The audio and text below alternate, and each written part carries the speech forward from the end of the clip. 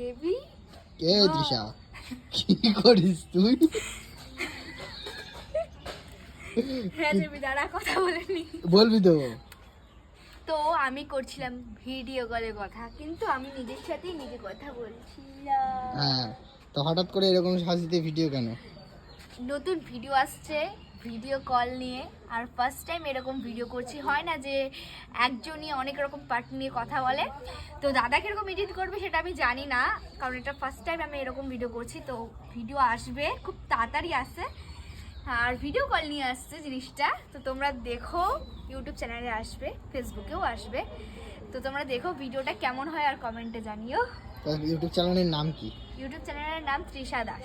তৃষা দাস, সবাই সার্চ করো, সবাই সার্চ করে পেয়ে যাবে।